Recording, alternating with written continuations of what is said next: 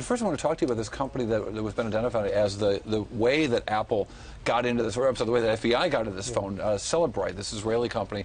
Talk to me about how this device works and the very fact that it is a device, not just a software and so on. Yeah, I don't think we will find out for a while. I think the key thing here is they can get at it, right? Now the FBI has been able to get into the phone. There is a methodology out there. There is an exploit that this company was able to use.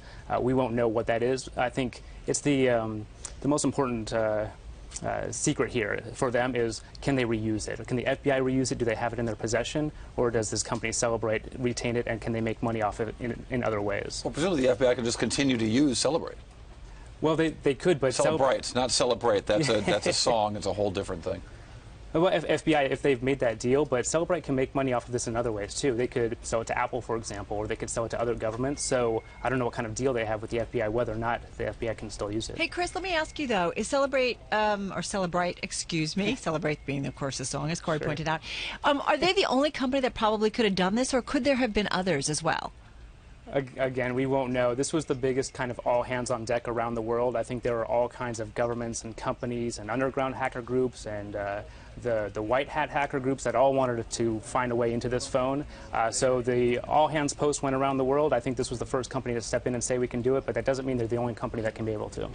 So a lot of discussions about sort of what the exploit means to Apple. Why does Apple need to know about this? What advantage would they have knowing how to hack into an old iPhone 5C? Well, I think they need to determine, is this a one-time thing where they can hack into this old software on this old device, or is this something that represents a more fundamental flaw in their iOS?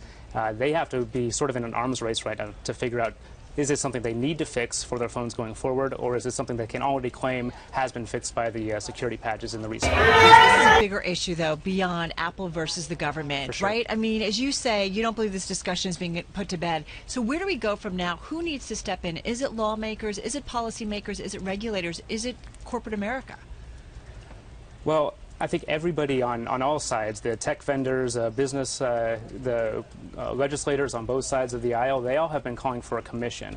My guess is a commission will happen, and it will probably take a year or so to figure out exactly what this means and what we do going forward.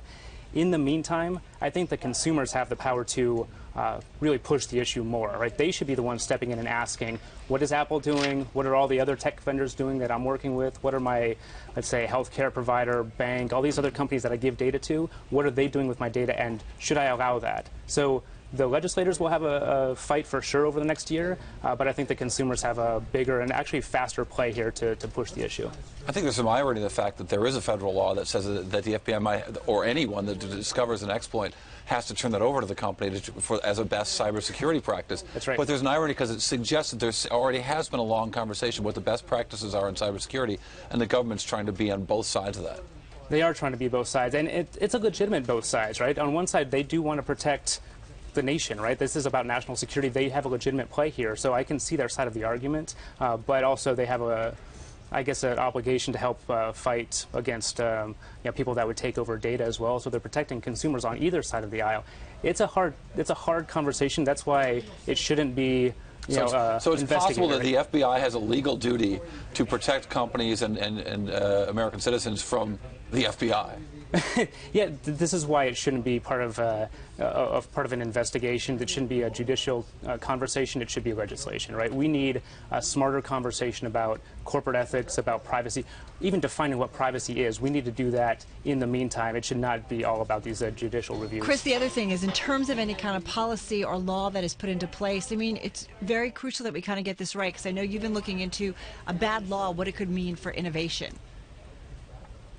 That's right, and the other thing that's happening is, look at some of the U.S. policies in the past. The Edward Snowden revelation about the PRISM, the spying scandal. That cost the U.S. economy, I think we would estimate somewhere around tens of billions of dollars. If we get this wrong, it doesn't just hurt consumers, but it also say that hurts again. The revelation of the PRISM program that we wouldn't have had if it weren't for Edward Snowden, probably. Yeah. That cost the U.S. economy $10 billion. Yeah, from foreign companies that decided they don't want to do business with some companies in the U.S. They decided to take their business elsewhere because they were unsure what the U.S. policy was about that data.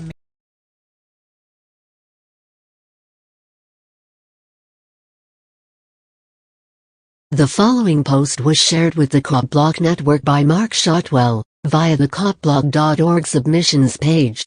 Within the post, Mark discusses Cellebrite software, which is military-grade surveillance software developed by an Israeli company and used by numerous governments, including the United States, to spy on citizens. For obvious reasons, this software represents a threat to the rights and privacy of innocent citizens, and especially anyone who is targeted by the government. In addition, Mark states, all the scanned legal docs and images of the Cellebrite extraction report are on this site, which I had to set up because of the retaliation I started getting from the police departments. If you have a video, personal story involving police misconduct and/or abuse, or commentary about a law enforcement-related news story, we would be happy to have you submit it. You can find some advice on how to get your submission published on the COPBLOCK network within this post. Click the banner to submit content to COPBLOCK.org. Click the banner to submit content to COPBLOCK.org. Police agencies throughout the state of Delaware are illegally using Cellebrite software, a military-grade software program first made famous by the San Bernardino case when Apple refused to crack the iPhone for the FBI to extract massive amounts of highly sensitive and personally private information from citizens' cell phone.